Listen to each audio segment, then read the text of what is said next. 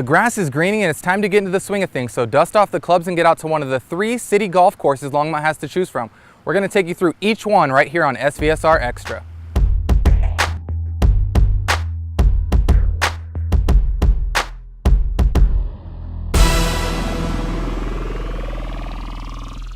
Summer is here and there are many recreational activities happening in Longmont. Today on SVSR Xtra, we take a look at the courses in the area, meet with the golf professionals, and maybe pick up a few tips along the way.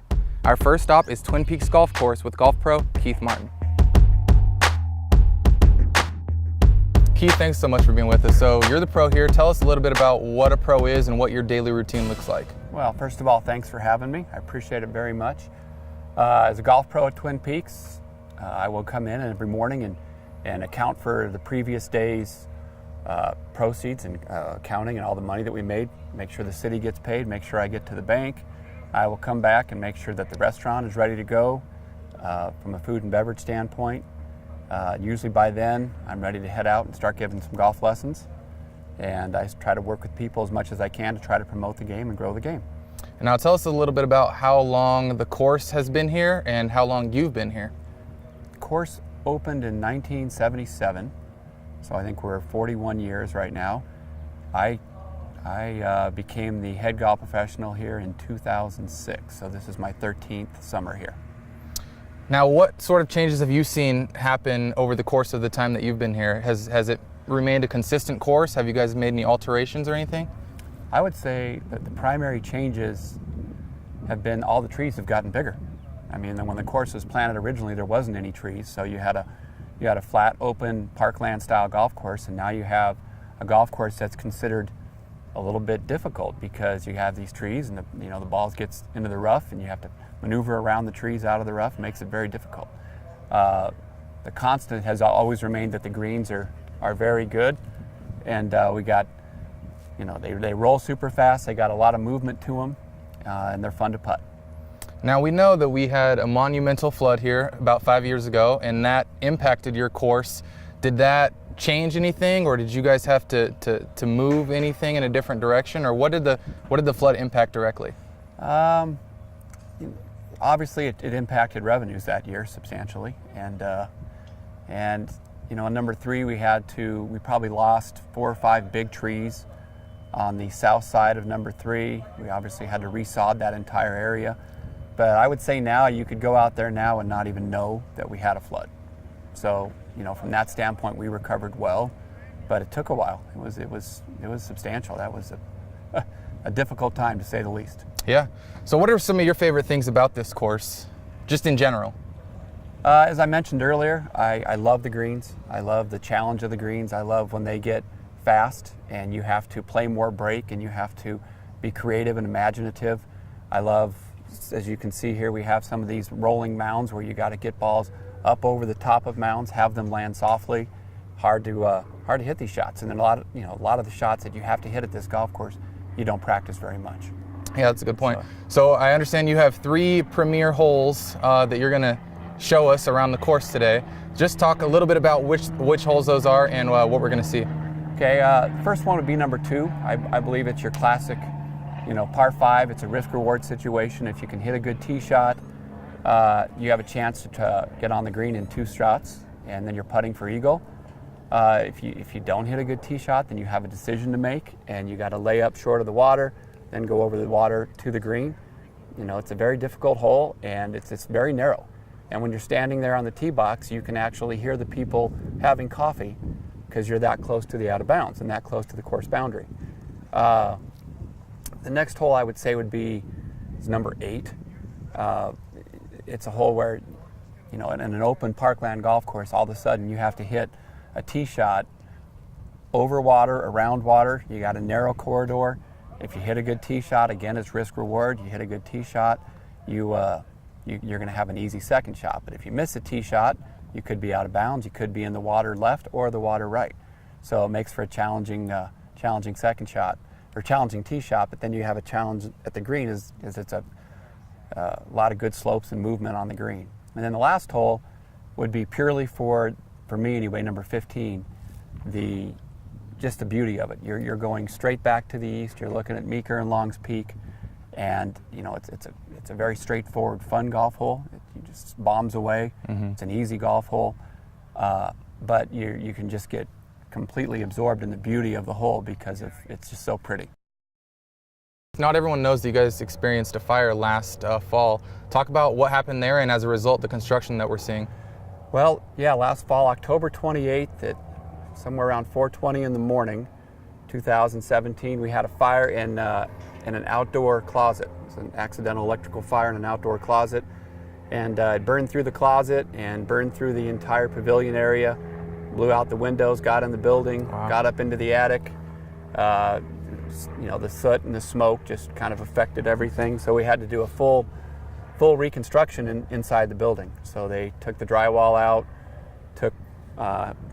they took the whole pavilion out. They took 9 studs out of the roof of the regular building and replaced all that along with a new roof, and got it all out, got all the smell out, and they've just gradually made all the necessary improvements to get it back to where we had it. We're putting in an outdoor bar to help us on some of the days where we have multiple events going on and overflow. So that's going to be really neat. So it's, by the time they're done, it's going to be like the building is brand new. And, we have all new electrical and all new HVAC, and the process has been, it's been time consuming, but at the same time we know that everything is gone into it, and they're doing a really good job bringing it back to just a great place. So we're really excited for it. And how has the construction impacted just the everyday golfer that comes to the course? Is there any impact there? Well, I mean, some of the amenities that we normally have, such as the food and the beverage piece of it, it's been very difficult to get that done as far as that goes. But we've had packaged items, but the golfers have been extremely understanding and extremely patient. And overall, I think our revenues are fairly level. I think we're not down that many rounds overall, and the golfers, they come to the golf course to play golf, and so we've continued to give them that experience on the golf course, and they've had a good experience, and they've enjoyed themselves. So it'll be great when it gets over, and hopefully in the next couple of weeks we'll be back in the building. Awesome. So in Colorado, you can more or less golf year round, but summer's the peak season. What kind of programs are you offering, and what can we look forward to this summer? We got several different programs.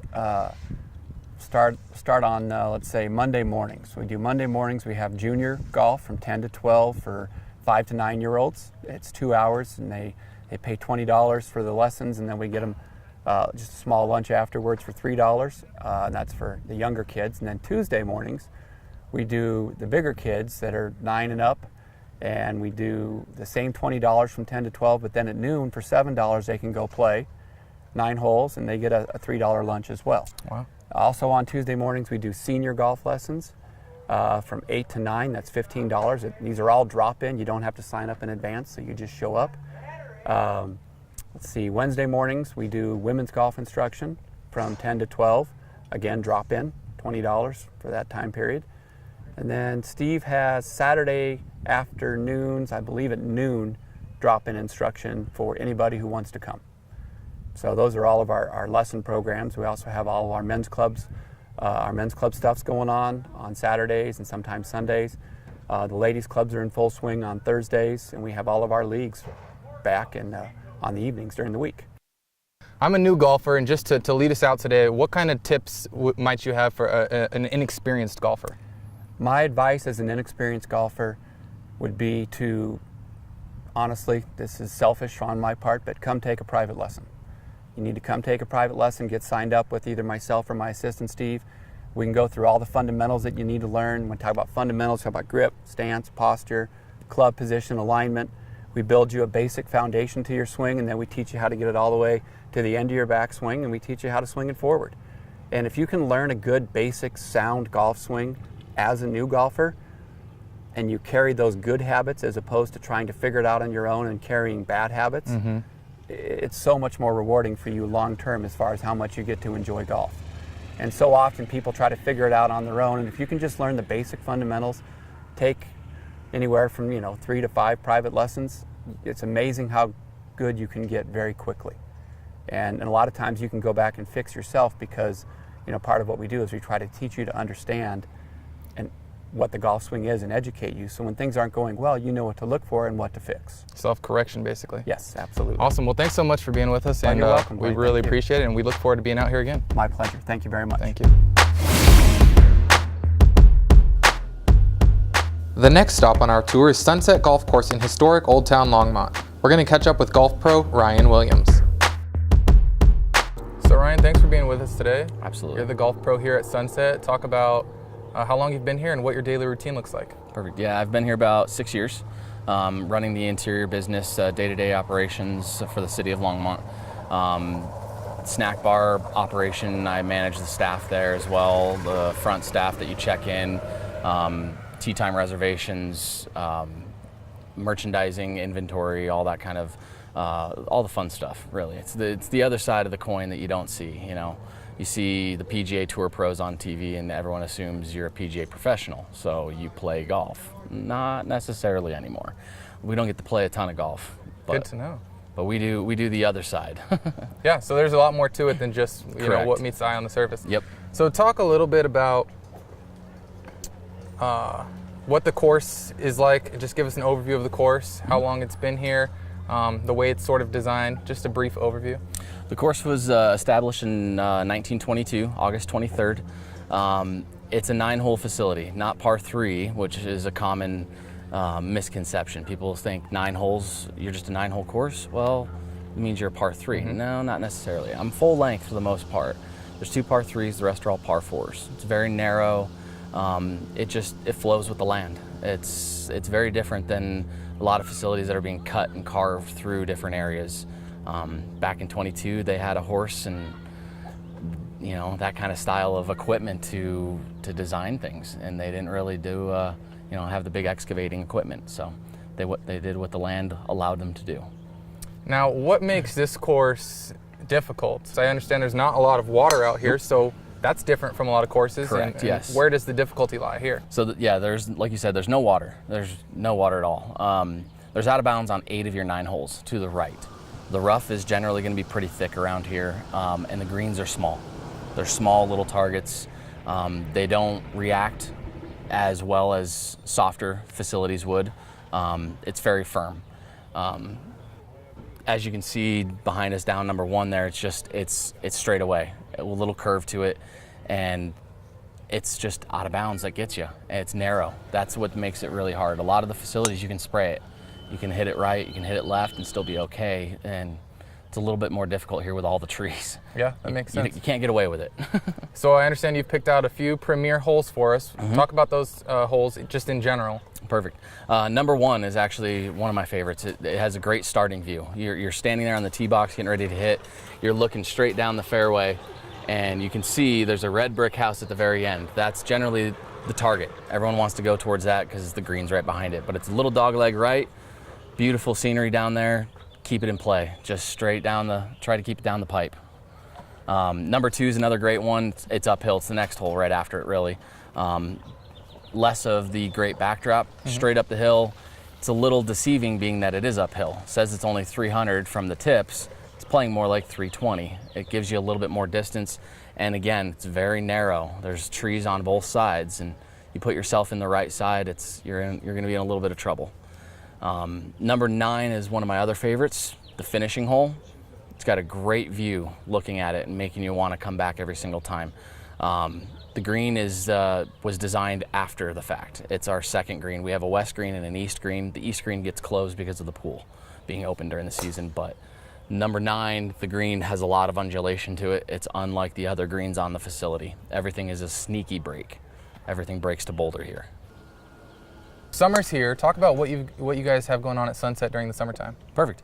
Right now, today's Monday. Today's our first day of our, we got a junior summer series that we're doing. With the high school kids all around the St. Vrain area, even further north or south. I think we got one kid from North Glen that's here. But it's basically tournament style play for the high school kids to keep them in that groove for once boys season and the girls season just ended. But the boys start in August, and we want to get them rolling now, basically, and keep them in a groove. So that way they have the same routine. We got two great guys from Fox Hill that are taking the lead on it. It's a little more difficult for me to run a business and plan programs like that, so I'm here to assist them, but they've done a phenomenal job. And we've got 28 kids out here today on day one, hoping for 36 next week. We had a few kids that were still interested that haven't signed up yet. So signups are still open? Absolutely, still open. It's more of like a kind of a drop-in style where they can come in and play. We try to get them to play every week if possible.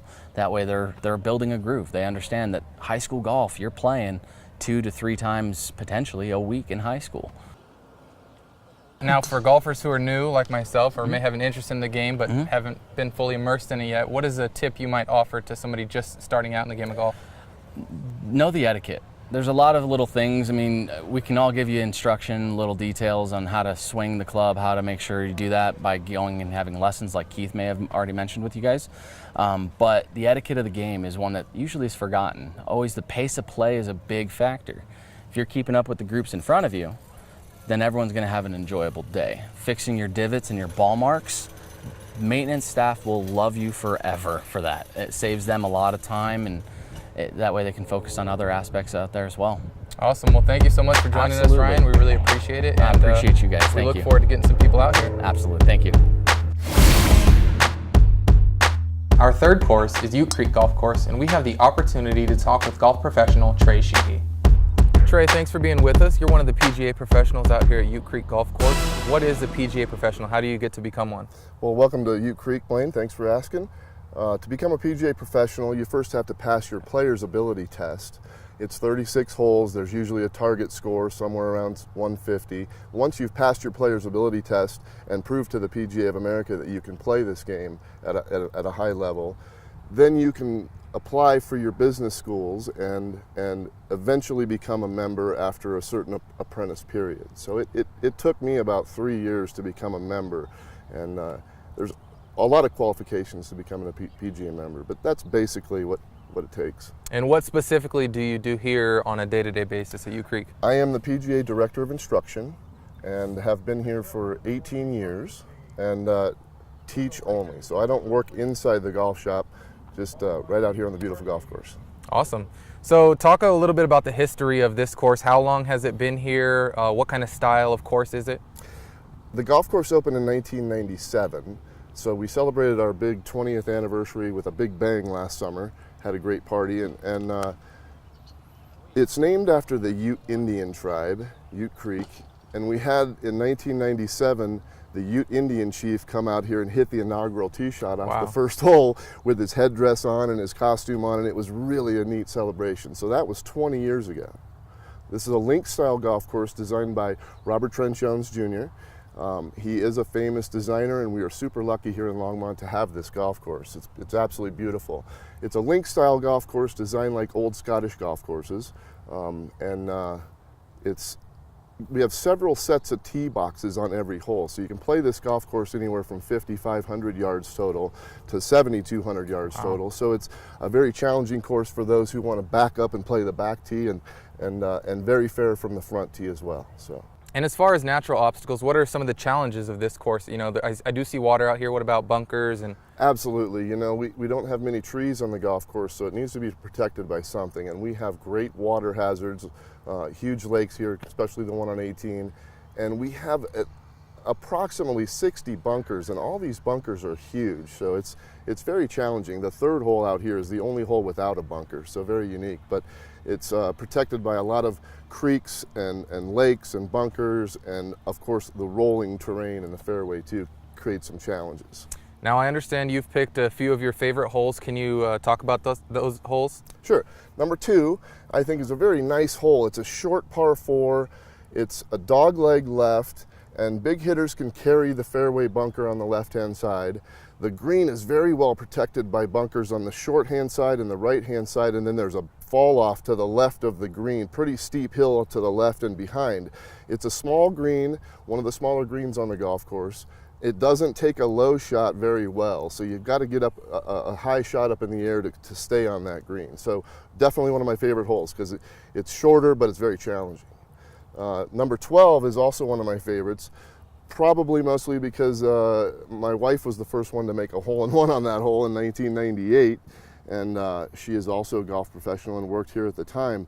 It's a short par 3, there's lake on the left, there's bunkering on the right, and you don't want to go over that green either because it proposes some hazards back there as well. And then, of course, 18 is really the best hole on this golf course. It's the signature hole. It's probably one of the best finishing holes in the state of Colorado. It does play at 470 yards from the very back tee box, so completely a challenge. I know you've got to hit a really good tee shot there to the left to stay out of the water, and then there's bunkers on the left to kind of protect that side as well. So it's a tremendous finishing hole. This green is very large. I think it's about 8,000 square feet. It's one of the largest greens on the golf course. The superintendent told me this morning that it's actually a mile walk to cut this green with a hand mower. He set the GPS on it one time, and it's 1 mile walk just to cut this green by hand. So a lot of fun, a lot of fun, a lot of history here. This golf course is tremendous, and we're very, very lucky in Longmont to have it, and I'm certainly very blessed to work here. Well, that's phenomenal, and thank you for taking us through those holes. Now, talk about, summer's here. What are some of the summer programs you offer here at Ute Creek? We do a lot of instruction here at Ute Creek. We have adult programs going every month, adult classes, and then we have junior golf starting tomorrow, Thursday, June 7th, and that's every Thursday from 11 to 12:30. Wow. Drop-in only, ages 8 to 17, and they don't have to have any experience, so if anybody wants to drop in with their kids, starting tomorrow on Thursdays, every Thursday for 6 weeks. And then a lot of private instruction happening here at Ute Creek as well. Awesome. Now, for a beginner golfer like myself, do you have maybe one quick tip or piece of advice you would offer? Absolutely. There's so many important fundamentals to the golf swing itself, and there are 3 fundamentals before you swing the club: posture, grip, and aim. So you have to have good fundamentals before you swing the club, and posture is very important because you don't want to hunch over when you Can I demonstrate? Absolutely. You don't want to hunch over when you set up to hit a golf shot because then your spine rounds. We want to try to keep the back relatively flat and tilt over from the hips so your hips tilt and your back is relatively flat, so now you can turn when you make a golf swing. I see a lot of people make a mistake of just kind of sitting over it like this or even bent down like this, and now they can't make a very good turn and it becomes an arm swing. So you want to create really good posture when you set up so that you can turn your body and swing the club. Posture is very important. Well, that's very awesome. Thank you for having us out here today, and thank you for joining us on SVSR Well, thank Extra. you, Blaine. Appreciate it. Thanks for coming. So we've seen the courses, we've met the pros. The only thing left to do is get on the course and start playing. For more information on the city's courses, check out golflongmont.com. Thanks for being with us here on SVSR Extra. We'll see you next time.